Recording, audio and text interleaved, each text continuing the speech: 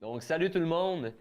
Nouveau podcast entre deux pubs présenté par Rablab. On va parler de marketing, on va parler de numérique, on va parler d'affaires, donc de business en général, principalement pour les entreprises québécoises. Alors, épisode 00 qui portait sur la COVID. Donc, qu'est-ce qu'on en a tiré de cette fameuse période là, de confinement, mais surtout d'un point de vue donc, numérique, marketing et entreprise. J'avais avec moi Gabriel, Jérémy et mon partenaire d'affaires Jean-Philippe. Donc, tout le monde était de chez Rablab dans cet épisode 00.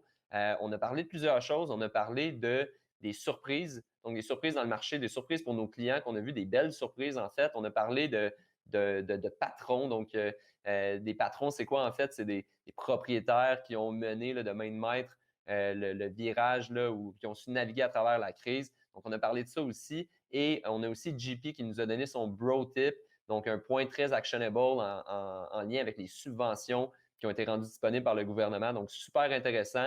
Donc, sans plus tarder, voici ce que ça a donné. Épisode 00 du podcast de Rablab intitulé Entre deux pubs. Et oui, donc on a décidé de lancer notre podcast durant la période du coronavirus. Ça nous a permis de travailler sur beaucoup de choses en interne, puis on a décidé de vouloir pousser un peu plus la création de contenu chez Rablab. Et donc, on se lance dans l'univers des podcasts avec peu ou pas d'expérience, à part Gab. Gab, je pense que tu as bien de l'expérience dans les podcasts. T'en as pas un perso avec des amis ou t'en as eu un dans le passé? Ouais, ouais, ça, j'en ai eu un. Il est un peu en pause avec tout ce qui arrive, là. Fait que ça me fait du bien de me remettre là-dedans, honnêtement, là. Good, parfait. Fait que Gab nous aide pas mal avec la technique. Puis, petite anecdote avant de poursuivre. L'épisode 00 qu'on est en train de faire a déjà été fait. Donc, on le fait pour une deuxième fois. Parce qu'en raison de problèmes techniques, l'enregistrement a disparu. Et donc, on doit refaire l'épisode 00. Mais c'est bien parce que la situation évolue de semaine en semaine avec Dr. Arruda et Monsieur Legault. Et donc, on a peut-être des nouvelles, des nouveaux points à apporter là, dans cette discussion-là. Fait Donc, que l'épisode épisode 00 étoile. Astérix. exactement, exactement, JP. Donc, parlant de mes collaborateurs, justement, on va présenter qui est sur le podcast aujourd'hui. Ce ne sera pas nécessairement toujours les mêmes personnes qui vont être sur le podcast de Rablab. Des fois, on va peut-être inviter des gens de l'externe, inviter des gens qui travaillent au quotidien aussi chez Rablab. Donc, ça va être vraiment là, ouvert à ce niveau-là. Mais aujourd'hui, en fait, moi-même, Maxime, je suis associé chez Rablab et responsable de la portion marketing et des partenariats aussi qu'on a avec d'autres agences. Ensuite de ça, on a mon partenaire d'affaires, Jean-Philippe. Donc, Jean-Philippe, qu'est-ce que tu fais chez Rablab? Tout. Je fais tout. Non, très sérieusement, je m'occupe des ventes, du développement des affaires, de l'administration, des ressources humaines, mais développement depuis le dernier épisode qu'on a tourné la semaine dernière. On a officiellement, depuis cette semaine, une personne responsable des ressources humaines qui fera le sujet d'un podcast futur pour Ablab. Alors, ouais, donc, vente, admin, ressources humaines, être la colle de tous les départements puis s'assurer de donner une direction à cette agence-là. Donc, c'est ça que je fais dans mon day-to-day. Exactement. Donc, merci, Monsieur Pot-de-Colle. Jérémy. Bonjour, moi c'est Jérémy. Jérémy Rochefort, que fais-tu chez Rablab? Moi je suis chef d'équipe chez Rablab, donc pour le département des réseaux sociaux. Donc c'est ça, j'aide mes collègues à pouvoir mettre en place des stratégies efficaces sur le web. Puis j'aide des collègues, entre autres comme Gab, à exister chez Rablab et à être fonctionnel. Et j'aide les clients aussi à tous les niveaux. Donc voilà. Parce que clairement, Gab ne pourrait pas exister sans toi. C'est Non, clair. c'est ça, c'est ça. Fait que, Gab, ouais, tu t'occupes des campagnes SMM. Donc, juste pour être sûr que tout le monde comprend, SMM, c'est pour... Social Media Marketing. Fait que je fais de la publicité sur les différentes plateformes de réseaux sociaux, Facebook, Instagram, LinkedIn et compagnie. Comme je disais, on va avoir 4 collaborateurs, incluant moi-même, pour l'épisode 00. Et donc, qu'est-ce qu'on vous présente aujourd'hui? Donc, la nature du podcast, en fait, c'est qu'on va vouloir parler de 3 sujets là, qui sont très connexes dans notre day-to-day. Donc, bien sûr, tout ce qui touche au numérique. Hein, on est une agence chez Rablab de performance marketing numérique. Donc, la portion numérique de la chose va prendre beaucoup d'espace, mais on veut aussi être un peu plus global ou globaux dans nos discussions. Donc, ça va toucher aussi le marketing de manière plus globale et le monde des affaires, donc la business aussi. C'est un genre de triangle entre numérique, marketing et affaires qui a donné naissance là, au podcast Entre deux pubs et on pourrait quasiment dire entre deux pubs parce que On va avoir un petit rafraîchissement avec nous. Moi, j'ai une petite bière en ce moment, une bière Unibrew à tout le monde, la Megadeth, excellente bière québécoise. Donc, je lève mon verre. JP, tu bois quoi?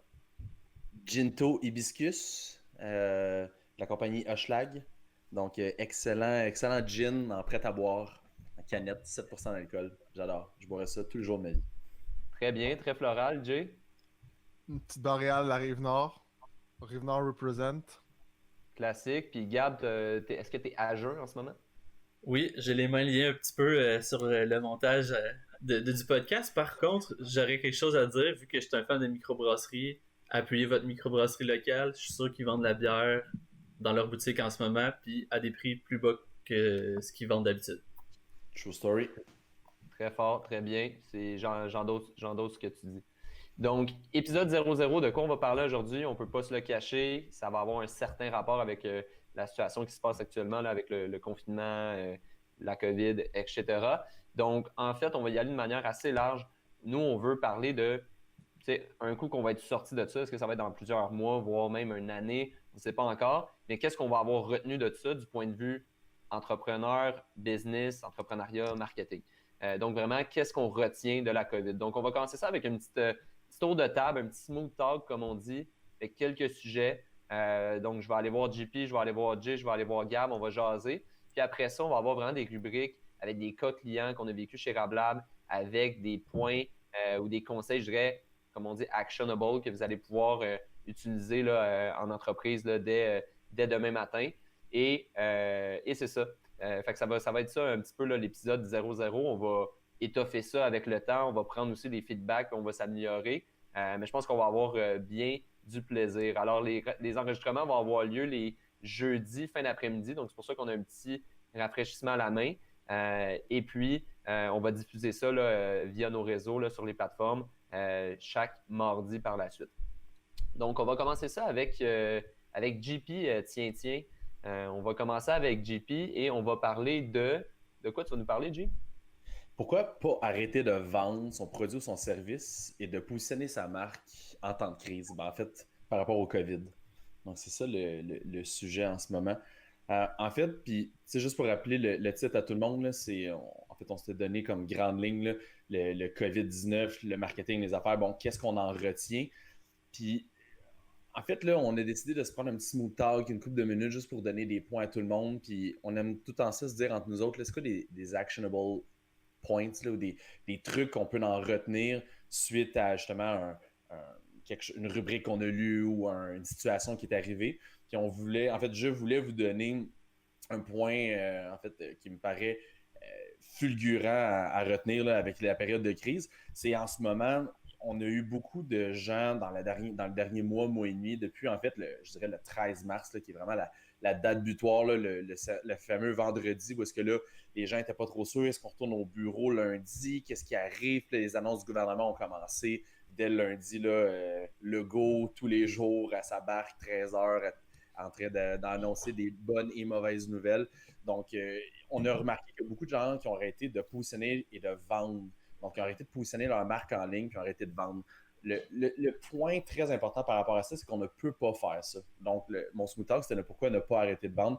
Parce que quand on fait ça, on oublie fondamentalement que Google est un moteur de recherche qui doit être nourri constamment à travers du contenu intéressant, à travers justement des vidéos, des photos, des textes, plein de différents trucs.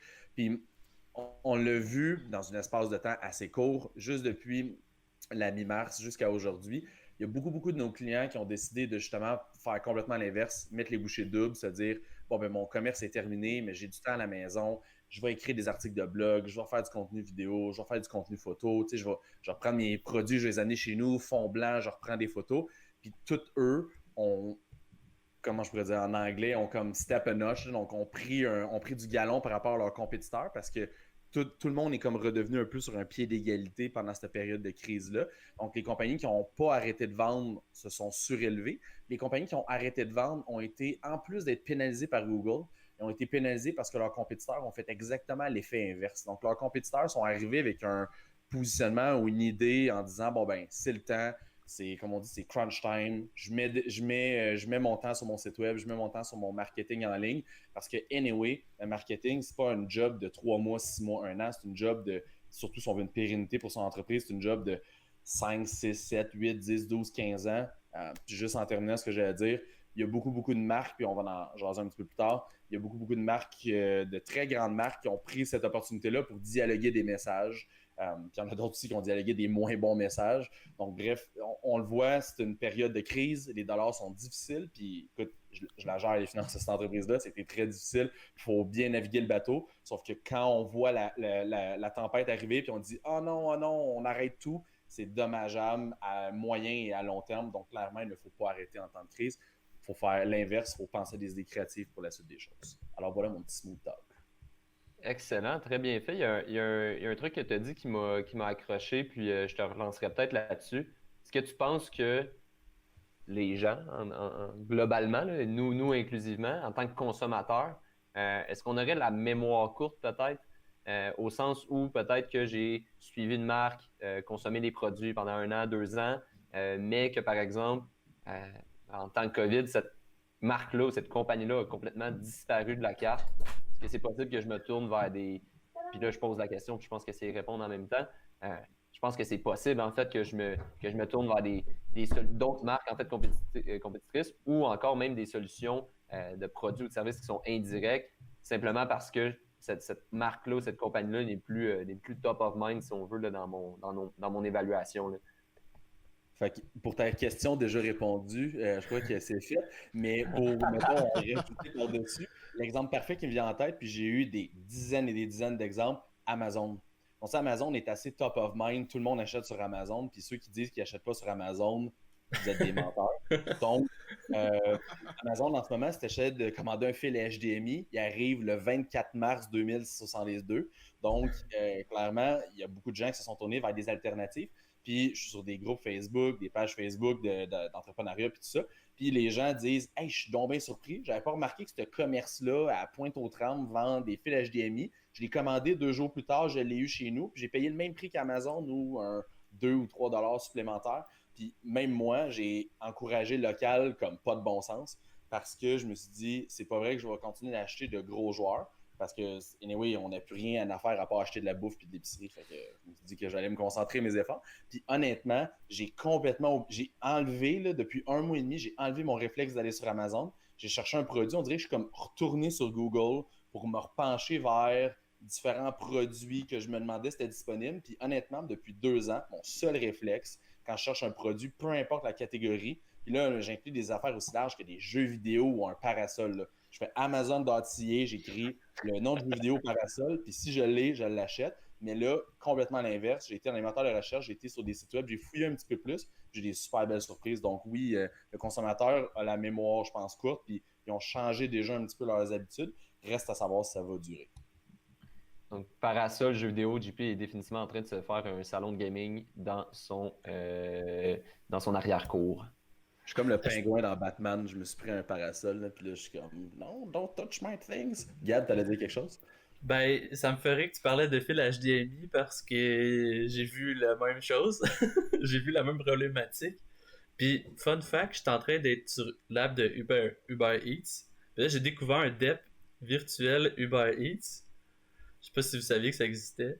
Si vous voulez, Non, genre des pas. bonbons, puis des chips, puis du coke, ils peuvent vous livrer ça. Mais En ils ont, région, il n'y a rien de tout ça en passant. ils ont- En ils ont- région, il n'y a pas d'Uber Eats, fait que... mais ils ont ajouté genre des fils HDMI, puis tous ces trucs-là que Amazon ne peut pas en ce moment deliver rapidement. Ah ouais. Mm. On en apprend tous les jours. C'est quand même fou, ça. Puis, JP, ce que tu parlais me faisait penser, je pense qu'il y a une notion de créativité aussi dans tout ça, là. Tu sais, tu dis que les consommateurs ont peut-être changé déjà leur habitude. Je pense que les marques se doivent d'être créatives dans ces moments-là. Jay, je pense que ce que tu vas toucher va toucher beaucoup justement la créativité.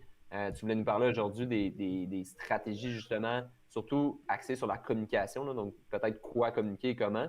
Fait que je vais te laisser nous introduire là-dessus, là.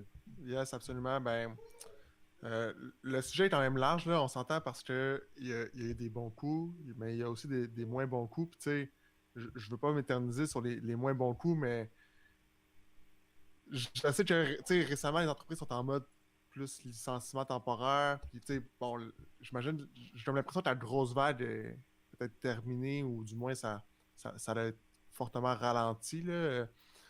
Mais les entreprises ont déjà signé, par exemple, avec la télé, des ententes commerciales pour diffuser du média. Donc, certaines se sont dit, OK, bon, ben, parfait, on va ajuster ce qu'on avait à diffuser au lieu de prendre le contenu qui était initialement prévu. Puis j'ai en tête, entre autres, l'exemple de Subaru avec la pub, en fait, qui, je sais pas, peut-être vous l'auriez vu quelque part, là, ça jouait quand même à heure de grande écoute. Puis on sait que tout le monde est pas mal installé devant sa télé le soir. Là. On se leurra pas. Mais dans le fond, c'est que Subaru il proposait de donner son temps d'antenne à remercier les premiers intervenants, les intervenants de première ligne, en fait, auprès des gens qui sont concernés par la COVID. Puis avec bon, un petit ton un petit peu apaisant, avec une petite musique douce, du piano et tout, pour finalement clore le message avec ceci était une pub dédiée à Subaru, sauf qu'on en a profité pour remercier les gens là, qui interviennent dans le quotidien là, des gens, là, tout simplement. Là. Donc, tu sais, selon moi, c'est bon, c'est mitigé, là, mais je suis pas certain que c'est un bon coup parce que c'est utiliser la publicité à un double action. Tu sais, je suis pas sûr qu'on envoie nécessairement le bon message auprès des potentiels acheteurs. J'ai pas l'impression qu'on est en train de bâtir nécessairement une image de marque qui est pertinente dans le cas de Subaru. Il y a plusieurs compagnies qui ont décidé peut-être de modifier leur message en ne traitant pas nécessairement de la COVID. Je suis pas sûr que c'est bon de surfer justement sur la situation actuelle, à moins d'avoir une offre qui change, des heures d'ouverture qui changent ou un nouveau produit ou un nouveau service, peu importe. Ça, je suis très partant pour ce genre de contenu communicationnel-là, mais sinon, je suis un peu mitigé là, par rapport à ça. Là. Alright, ben écoute, parlant d'être mitigé, je pense qu'on va tous l'être. Tu as mentionné bon, que tu n'étais pas d'accord. J'ai l'impression que c'est quand même polarisant. Là. Je pense que JP veut réagir par rapport à ça. JP, toi, es-tu d'accord? Ouais. T'es-tu pas d'accord? De quoi? Qu'est-ce que tu en penses? Pas d'accord, pas en tout. Non, pour de vrai, ben, en fait, j'ai 2.1. Je suis pas d'accord avec l'affaire de Subaru. Moi, je trouve que c'est une bonne appropriation du timing. Puis là, je me souviens plus de la pub par cœur, mais je l'ai vu à plusieurs sources, là, surtout des manufacturiers automobiles qui ont des budgets marketing qui sont sidérants, là, qui ont pris du temps d'antenne pour dire hey, on prend le 2-3 millions de dollars que ça peut coûter sur XY période, puis on vous le donne juste pour vous remercier. Puis en effet, là, c'est polarisant. Puis moi, je suis entièrement d'accord. Je trouve que c'est une bonne façon de continuer à légèrement faire surfer sa marque sans nécessairement trop s'approprier la mauvaise façon de la chose. Mais bref, à chacun son opinion. Je respecte la tienne. Mais j'allais dire, Jay, si tu pourrais nous en parler, parce qu'on a eu un cas cette semaine avec un client, les Facebook, Google de ce monde qui ne tolèrent pas l'appropriation de crise. Je trouve que c'est quelque chose qu'on avait moins in subject quand on a enregistré l'épisode 00. Là, on a vécu des cas. Tu pourrais-tu nous en parler un petit peu plus, là, justement, le fait que Facebook, Google ne tolèrent pas qu'on surfe sur la vague du COVID-19? Oui, ben en fait, Jay me fourge, mais je crois que c'est Gab qui travaille sur cette campagne-là, justement. Ben, Ça se peut-tu? ouais, moi, ben, Jay, il était au courant parce qu'on avait vu comme certaines communications passer, tu sais, Ouais, mais c'était exactement. J'ai eu assez, quelques cas de mon bord aussi, mais rien de majeur. Là. c'était assez vague quand même, tu sais, les détails par rapport à ce qu'on a le droit de faire, ce qu'on n'avait pas le droit de faire. Puis, tu sais, ça, j'ai eu un client qui s'est mis à faire des masques rapidement, fait que c'est cool parce qu'il s'est vraiment reviré rapidement vers une solution profitable. Puis là, tout de suite, on a voulu faire de la pub, des super bons textes. On disait qu'il y a un pourcentage qui allait à s'entraide de ça. Puis, tu sais, malgré que tout était bien, mais Facebook, ça a comme automatiquement. Tu sais, ils n'ont pas juste comme arrêté nos pubs, ça a automatiquement comme arrêté le compte publicitaire. Là, ce qui est quand même. Moi, j'avais jamais fait ça avant. Fait que on a eu peur. Puis finalement, c'est correct, mais c'était clairement un message de Facebook pour dire pensez même pas faire de la pub autour de ça. Genre, vous pourrez pas. OK. OK, fait que là, dans le fond, OK, fait que tout l'aspect éthique et pertinence dans le backbone de la publicité, là, tu sais, on sait que depuis 1 an ou 2, tout ce qui est politique, tout ce qui est bon, santé, fitness, habitude de vie, problèmes, whatever, on sait que Facebook est rendu pas mal plus réticent qu'il pouvait l'être, comme on a pu le constater dans les premières années de la plateforme. Donc là, ce que tu me dis, c'est qu'il y a un layer de plus. Si dans le futur, là, il y a des événements tragiques ou des choses comme ça, Facebook va essayer de réduire là, la diffusion ou même carrément comme on l'a vécu là, bloquer un compte publicitaire pour des gens qui veulent diffuser là, ou prendre avantage de tout ça. Là. Puis c'était pas nécessairement le cas, je pense. Je pense pas qu'ils voulaient prendre avantage. C'est quoi? C'est qu'il Non. y avait un texte dans la pub qui mentionnait COVID ou coronavirus ou quelque chose comme ça. Exact. Je comprends l'intention de Facebook, c'est pas que les gens se mettent à vendre des remèdes miracles juste pour dire buvez ce jus puis vous allez être guéris, là. Mais Ouais. je trouvais ça quand même extrême, honnêtement. Et je peux prendre Ok, la mais- voix de Google 2 secondes, puis c'est un point qu'on a vécu avec un client. On peut même pas inscrire dans une publicité rien qui est alentour du mot COVID ou COVID-19 ou coronavirus. C'est automatiquement decline, puis le compte publicitaire peut être fermé parce que justement, parce que Google, ça fait plus longtemps qu'ils font de la pub que Facebook, évidemment, puis ils ont des policies encore plus restrictives. En fait, il y a des policies très restrictives pour tout ce qui est la pornographie, l'alcool, e-cigarettes, les finances, les loan sharks, tout ça. Mais en plus de ça, tout ce qui est les événements, puis ce qu'on appelle les événements catastrophiques là, ou les événements planétaires, ça. Fait que, exemple, il y aurait un ouragan aux États-Unis, comme il y a à peu près à toutes les années, puis il y aurait encore plein de sinistrés, puis quelqu'un vendrait je sais pas, de l'équipement d'urgence. Il pourrait même pas écrire le nom de l'ouragan et équipement d'urgence. Sa publicité, son compte publicitaire se ferait probablement automatiquement bannir parce qu'on ne peut pas utiliser le nom d'un événement. On pourrait faire de la pub dans la région où est-ce que les gens ont été touchés, puis mettre de la pub et dire « Hey, vous avez besoin des choses ou du matériel d'urgence, peu importe, nous sommes là. » Mais on ne pourrait pas dire « Vous avez subi, je sais pas, juste Katrina en tête, vous avez subi l'ouragan Katrina, prenez notre équipement de sécurité. » Ça, on n'aurait pas le droit de faire ça. Le coronavirus, c'est la même affaire. On ne peut pas faire d'appropriation d'événements tragiques pour promouvoir notre pub. Donc, c'est ça. OK. Fait, Ben, bref, c'est- tu sais, je conclurais cette partie-là en disant tout simplement, tu sais, c'est parfait là, à adapter sa stratégie de communication à la situation actuelle, mais il y a quand même certaines contraintes et restrictions qui doivent être respectées. Puis c'est important de faire attention aussi là, à ce qu'on partage ton message, puis de ne pas le faire, de pas partager un message juste pour partager un message. Là. C'est surtout ça Ouais. l'idée. Là. Je comprends. Ben, écoutez, les gars, pour évidemment, je pense que tu as bien raison, Jay, pour clore là-dessus. Premièrement, Gab, je vais nommer le client, on va leur donner une vitrine, pourquoi pas. C'est designer montréalais de la marque, ça s'appelle Ushu, donc UCHUU. Vendre des masques présentement en ligne et aussi, bien sûr, des vêtements là, conçus ici à Montréal. Donc, on les salue. Puis peut-être pour finir sur le point, Jay, ça me fait penser, justement, cette semaine, j'ai des copains à moi qui travaillent dans la grande agence montréalaise LG2 qui a produit la dernière publicité de Maxi avec Martin Matt. Vois-tu, ça, je pense que c'est un bon exemple. Bon, d'abord, c'est extrêmement drôle, là, c'est normal. Là, je pense que Martin Matt est drôle lui-même, mais le casting est assez incroyable aussi avec le bon vieux Carl et sa mascotte. Donc, j'ai vraiment aimé la pub. Je ne sais pas si vous l'avez vu, c'est la pub où, en fait, les gens ont soumis là, leur propre jeu de mots et les ont comme intégrés avec des idées loufoques dans la pub. Ah, c'était malade. C'est- Je l'ai vu, c'était insane. Ouais, c'est assez incroyable. J'ai même une amie à moi qui travaille directement sur le compte de Maxi et qui n'était pas peu fière de ce coup de circuit. Ça, je trouve ça intéressant parce que justement, ça nous fait complètement oublier la COVID. Oui, il y a une mention au début de la vidéo qui dit que bon, ça a été tourné avant, après, bon, peu importe, il y a des petites indications, mais la publicité en tant que telle, c'est purement humoristique, c'est du drôle, puis ça nous fait oublier un petit peu ça. Fait que ça, vois-tu, je pense que c'est intéressant. Donc oui, la créativité, là, en temps de crise, là, je pense que ça a sa place plus, comme on dit.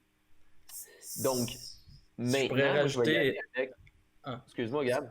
Ben, c'est parce qu'il y a créativité, mais je pense qu'il y a aussi communauté de marque qui a beaucoup aidé aussi dans le cas de Maxi et dans le cas de plusieurs autres.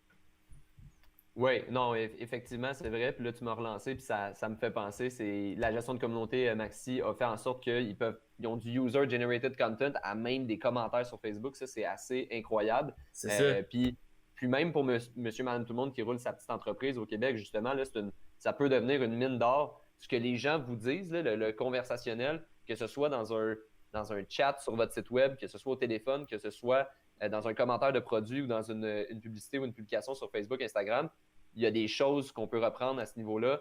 Même de notre côté, nous, chez Rablab, des fois, on va aller prendre un review sur une publication d'un produit, puis on va l'utiliser dans une publicité. Donc, il y a des affaires vraiment créatives qu'on peut faire à ce niveau-là. Et donc, pour poursuivre, moi, puis je vais faire ça très bref parce que les gars ont quand même couvert beaucoup de sujets. Moi, en fait, c'était le reality check. Donc, je voulais juste témoigner du fait que, puis je me posais beaucoup de questions justement en ce temps de crise-là sur la pertinence de certaines entreprises, puis je me mettais à la place d'entrepreneurs qui prennent ça plus rough, puis d'autres qui continuent quand même d'avoir un certain succès.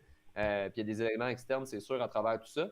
Mais on dirait que ça nous ramène, je ne sais pas les gars ce que vous en pensez, mais on dirait que ça nous ramène plusieurs années en arrière, dans le temps d'une génération, je dirais, dans le temps de nos parents, peut-être, il y avait pas vraiment d'entreprises, il y en avait, là, mais il y avait beaucoup moins d'entreprises qui n'avaient pas de purpose. Là. Les entreprises existaient pour une raison, pour combler un besoin. Puis c'est après, là, avec toute la notion de capitalisme, puis plein de choses, qui fait en sorte qu'on a vu naître des entreprises qui n'ont aucun purpose, qui sont du dropshipping, qui essaient de nous vendre des produits pour faire de la marge, puis c'est à peu près ça. Puis, guess what? On dirait que c'est ces compagnies-là présentement qui souffrent parce que je pense que les gens ils ont fait un petit retour là, aux valeurs puis à l'importance d'une compagnie qui doit exister pour une raison. Là. Qu'est-ce que vous en pensez, vous autres? Peut-être Gab? Ben oui, puis il y a ça, mais il y a aussi, on dirait qu'il y a un retour aussi vers l'artisanal, ce qui a été fait par quelqu'un. Euh, Fait que oui, est-ce qui répond à un besoin direct, ou on dirait que sinon on va acheter quelque chose, peut-être qu'on a moins besoin, mais qui a été fait vraiment par une compagnie québécoise de manière artisanale. Tu sais. On dirait que Ouais. c'est ça. Moi je vois ça, mais c'est peut-être. Je sais pas ce que vous en pensez, peut-être Jay. J'ai pas mal le même constat, honnêtement, de mon côté. Tu sais, je suis pas un énorme consommateur, là, mais tu sais, je prends juste ce que ma blonde elle achète depuis une couple de semaines, puis tu sais, elle essaie tout le temps de trouver un moyen que ce soit fait local, que ce soit éthique aussi, que ce soit éco-responsable, tu sais, de trouver comme Mhm. un mix dans tout ça. Puis, tu sais, elle prend le temps de magasiner le, le, pro- le produit en tant que tel. Là, tu sais, c'est sûr que je dis pas que tout est utile là, dans ce qu'elle achète, là, mais euh, mais quand même, tu sais, il y a une intention en arrière de ça qui est quand même super pertinente, là, je trouve. Hey, shots fired, on salue Charlotte. Ouais. Mais juste pour ajouter une dernière dimension, là, moi je suis d'accord avec ce que vous dites, mais l'autre aspect que j'ajouterais, c'est que je trouve que ça a ramené les entreprises sur un pied d'égalité. Hmm. Tu sais, puis je vais juste dropper des noms, là, puis c'est vraiment pas de manière négative ou extrêmement positive, peu importe, mais mettons, un de nos clients qui vend des meubles en ligne, puis un de ses compétiteurs, c'est Structube, qui vend des meubles en ligne, qui a aussi une présence physique. Euh, la vie les a comme ramenés sur un même pied d'égalité, parce que les gens, tu sais, Structube, c'est une de leurs parties d'acquisition de clients, c'est autant d'être là physiquement dans des grands centres, tu sais, au 10-30, Carrefour Laval, puis peu importe, d'être là dans les grands centres. Fait que la notoriété de marque s'affiche comme ça.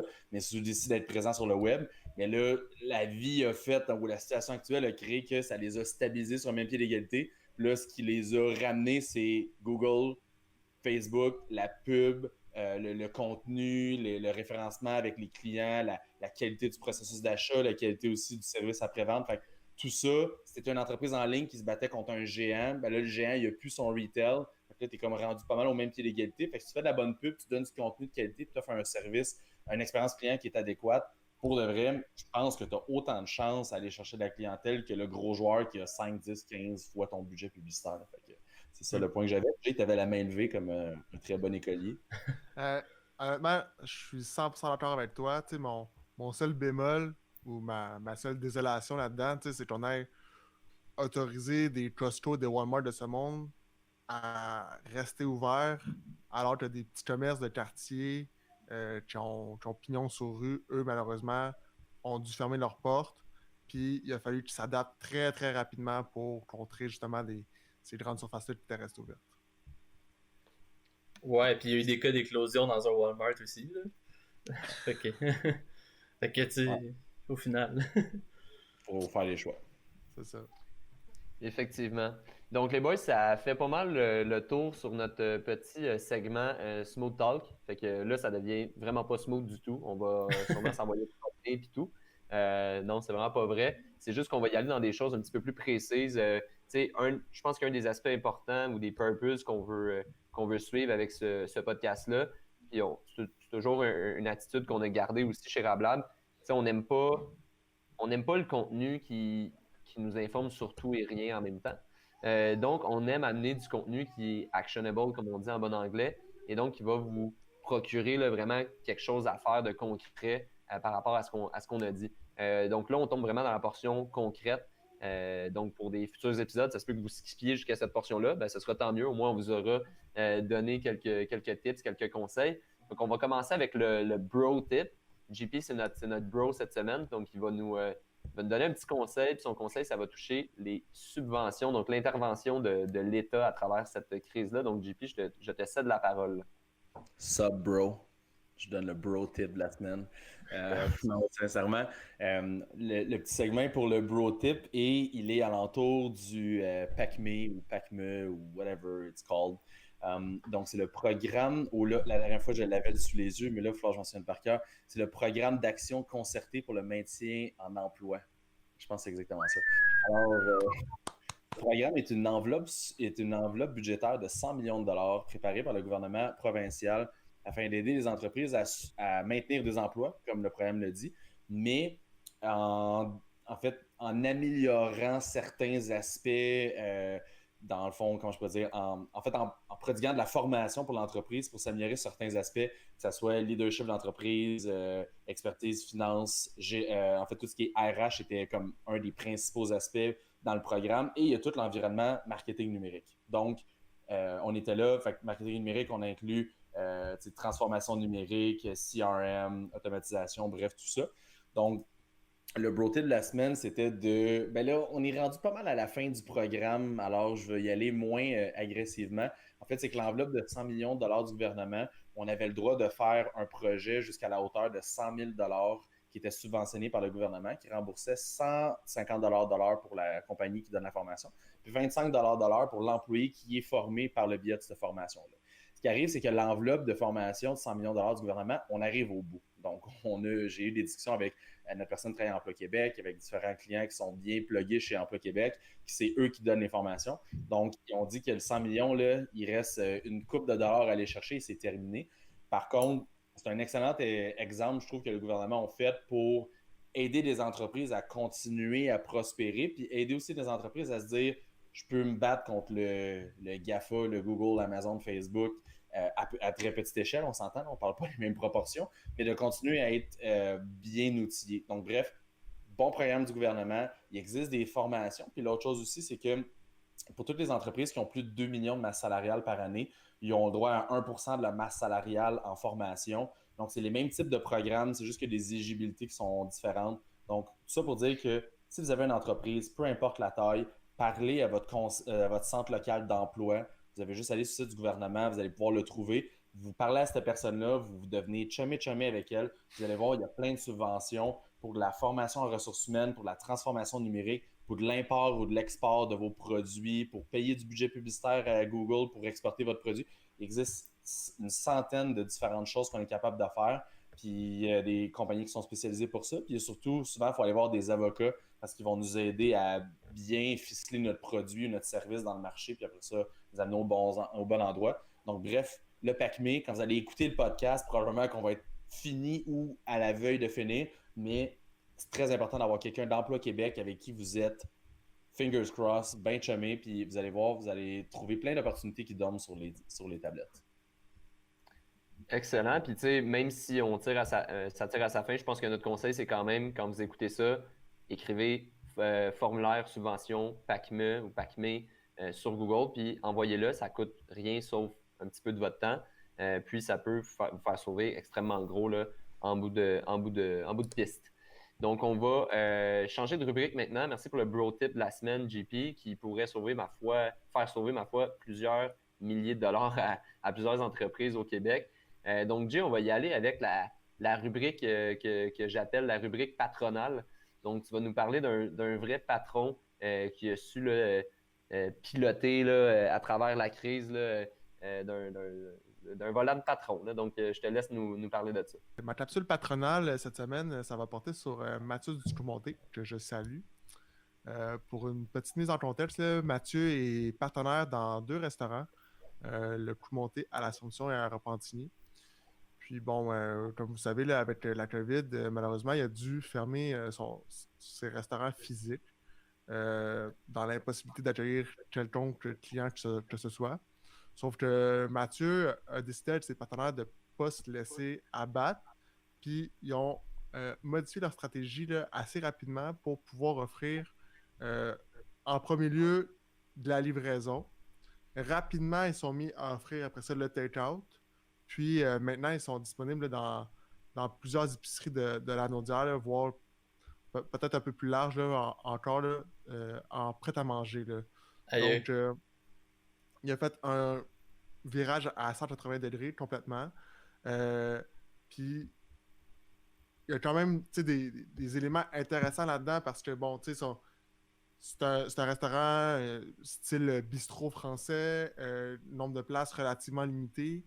Là, ben, en un seul soir, il peut servir littéralement 3 ou 4 fois la clientèle qu'il peut avoir à l'habitude dans son restaurant, mais avec des stratégies différentes. Donc, ça lui permet de conserver entièrement son staff parce que, entre autres, par exemple, les serveurs-serveuses, ben, ils sont devenus disponibles pour faire d'autres types de tâches avec Mathieu. Puis, il a conservé toute sa force de cuisine aussi là, entièrement là, pour pouvoir préparer tous les différents types de plats selon les méthodes de livraison. Là. Puis, en plus, rapidement là-dedans, pour justement faciliter le démarchage, il a décidé de mettre en ligne une genre de boutique en ligne. Donc, les gens peuvent commander en ligne leurs plats. Donc, pas besoin d'appeler ou d'envoyer un courriel ou un message inbox là, sur Messenger. Tout se fait de façon automatique pour simplifier le processus. Puis, il fait la livraison, là, puis il prend les take-out là, de façon relativement simple. Et puis, mini point, Jay, puis tout ce que tu as dit, c'est vrai. Là, puis depuis hier, il a pris. Ben, dans le fond, il avait fermé le restaurant de l'Assomption. Juste pour Ouais, c'est vrai. le resto de l'Assomption. Il a tout déménagé à Repentigny. Et hier, il a réouvert le restaurant de l'Assomption. Ouais, il transforme en Juste boutique. prêt pour emporter. Ouais, c'est ça. Donc, dans le fond, sa cuisine de Repentigny fait une batch phénoménale de plats déjà tout faits, là, comme des take-out à l'épicerie. Fait que là, il va emporter dans une douzaine d'épiceries. Puis tout ce qu'il n'a pas livré dans les épiceries, il les amène au resto à l'Assomption dans les frigos. Les gens ils peuvent juste rentrer dans le resto avec. Puis écoute, les employés ont des visières, il y a des marques à terre, des pots de purée partout. Le client rentre, puis il peut prendre un filet mignon, un tartare, des croustilles de crevettes, Ouais. d'assez raffiné. Puis tout est disponible en take-out si, mettons, l'épicerie est en rupture de stock. Honnêtement, c'est une des meilleures adaptations que j'ai vues pour un petit commerce. Là. C'est complètement fou. Dans aussi une petite ville comme Repentigny, là, on s'entend, c'est pas Griffintown, là, c'est quand même Repentigny. Là. Donc, ça a attiré beaucoup de monde. Là. Pour vrai, chapeau à monsieur, vraiment fait un job extraordinaire. Ouais, vraiment. Puis, tu sais, pour revenir un petit peu sur le point de Maxime, tantôt, là, avec son reality check, là, ben, Mathieu, il a un peu prouvé justement que ben, sa business était impliquée auprès de sa clientèle, puis il y avait une valeur un peu plus supplémentaire à offrir parce que il continue de faire de la business malgré la situation actuelle. Puis je pense que ça prouve justement que il y a tout ce qu'il faut pour être en affaires. Là. Ouais, puis tu sais, je trouve ça drôle que tu dis il a continué à faire de la business parce que honnêtement, moi, j'ai vraiment pas parlé à Mathieu à travers tout ça, mais je regarde ça d'un œil externe puis je me dis peut-être même qu'il en fait un peu plus de business qu'il en a jamais fait avec des marges qui doivent être quand même intéressantes. Donc, non, je trouve ça vraiment cool. Puis moi, ce que je retiens de ça, c'est quand tu dis un virage à 180 degrés, tu sais, c'est vraiment ça.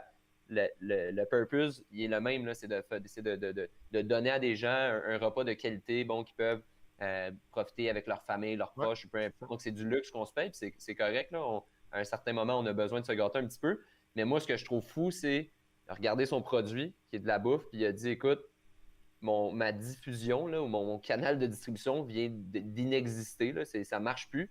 Puis il faut que je mette mon produit, dans ce cas-là, pas dans les mains, mais dans la bouche des gens. Donc, qu'est-ce que je fais? Ben, il a trouvé des canaux de distribution, tu sais. Il a trouvé, bon, la livraison. Je vais aller le porter à eux. Ils peuvent venir à moi pour le prendre. Puis en plus de ça, pour être sûr qu'ils me voient, je vais aller cogner aux portes des Provigo, des métros, peu importe. On s'entend, c'est vraiment ça. Là. Je suis pas mal sûr qu'il a été vraiment à l'épicerie lui-même, dire salut, je veux voir le gérant. À Je veux 100%. mettre mes repas ici. Les gens vont aimer de manger local. Puis that's it, là. Fait qu'à un moment donné, ça prend, je pense, un peu de groundwork aussi, puis de vouloir, puis tu te lèves le matin, puis tu te retrousses les manches. Là, je pense que c'est vraiment ça qui s'est passé à la fin de la journée. Là. Donc, Ouais. excellent exemple, Jay, excellent patron. Donc, on salue Mathieu. Puis on continue d'être bien content de le compter parmi nos clients. Puis ça va être vraiment cool de voir comment on va pouvoir l'épauler dans cette transformation-là là, dans le futur.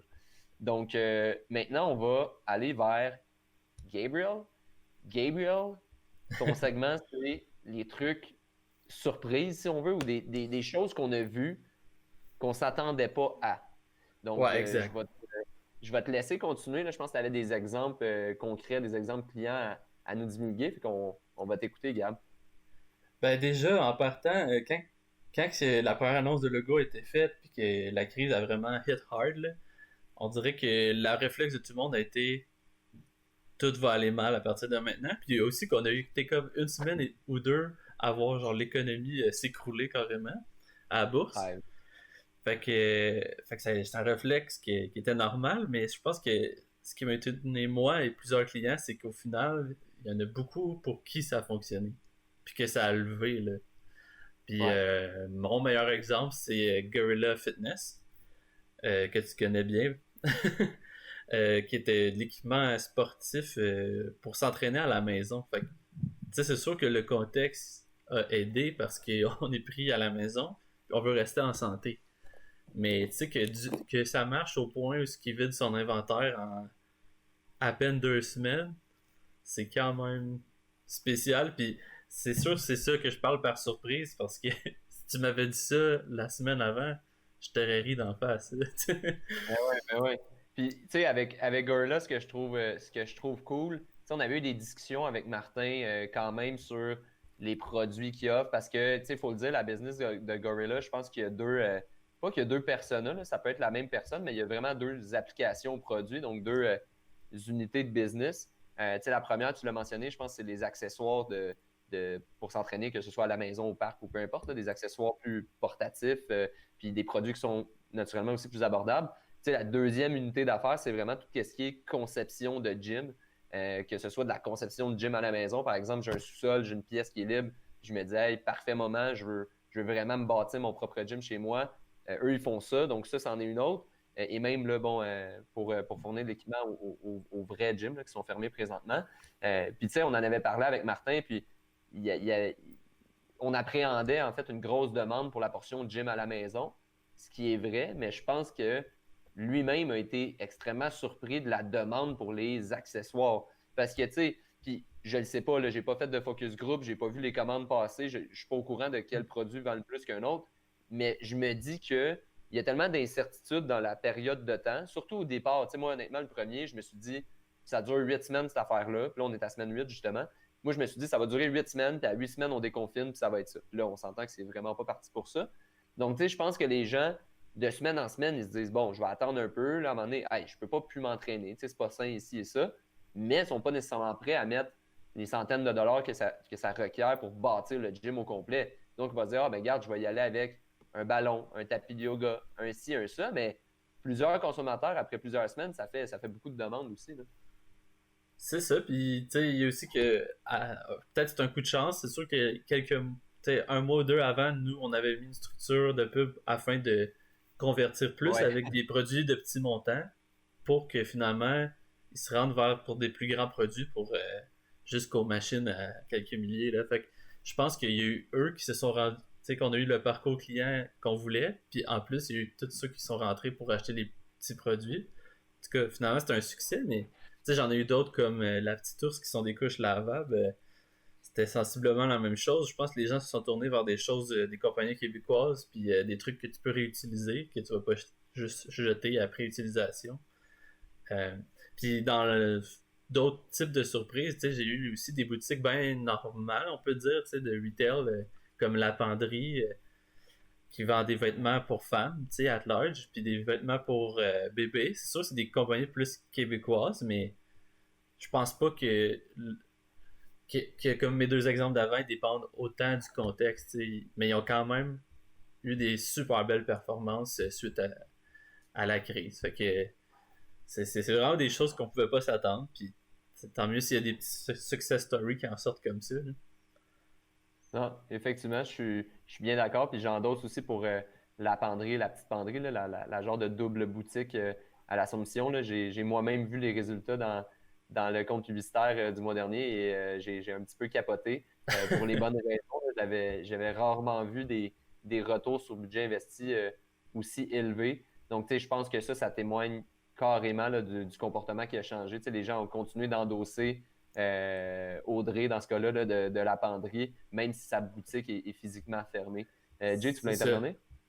Yes, absolument. Ben, tu sais, je pense que ce qu'on a constaté aussi, ben, tu sais, simplement mettre en contexte, là, mais dans la première semaine du mois chez Rablab, c'est toujours la semaine reporting. Là. Donc, on fait un petit recap des performances du dernier mois à tous les clients. Puis, ce qu'on a réalisé, probablement, les CPM sont en énorme baisse chez tous les clients, dans à peu près tous les marchés, tu sais, sauf à quelques exceptions près. Mais Ouais. tu sais, ça a fait en sorte que. En fait, ce qui s'est passé, c'est qu'il y a beaucoup d'annonceurs qui ont dit OK, ben, on arrête de diffuser en ligne parce qu'on n'a plus le cash flow, on n'a plus la capacité d'être ouvert. Fait que malheureusement, il faut tout arrêter nos actions. Chose que peut-être qui n'aurait pas dû être faite, mais bref, ça s'est passé comme ça. Puis, ça a fait en sorte que les entreprises qui ont décidé de rester actives, ben, ils ont eu pas mal plus de latitude pour rejoindre pas mal plus d'utilisateurs et donc C'est vrai. potentiellement être plus rentables.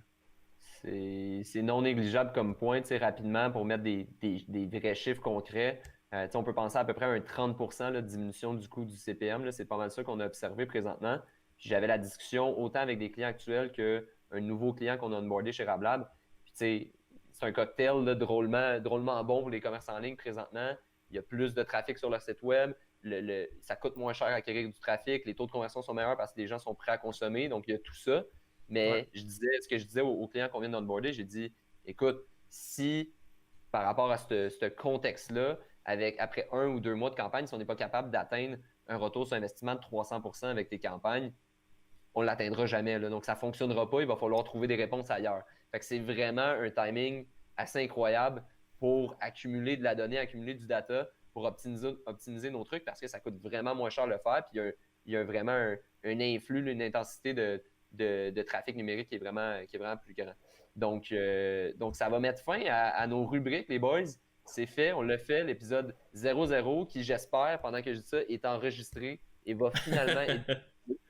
Donc, les boys, je vais lever mon verre. Je vais lever mon verre qui est pratiquement vide maintenant à ce premier enregistrement de l'épisode 00 d'entre deux pubs.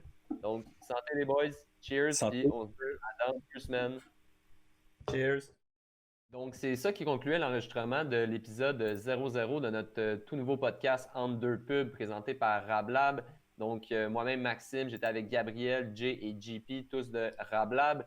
Et donc, merci d'avoir été là pour l'épisode 00. Et on va vous revenir avec des épisodes 2 fois par mois, donc à chaque 2 semaines, qui vont être disponibles les mardis sur toutes les plateformes de diffusion les plus populaires. Donc, merci d'avoir été là encore une fois et à bientôt.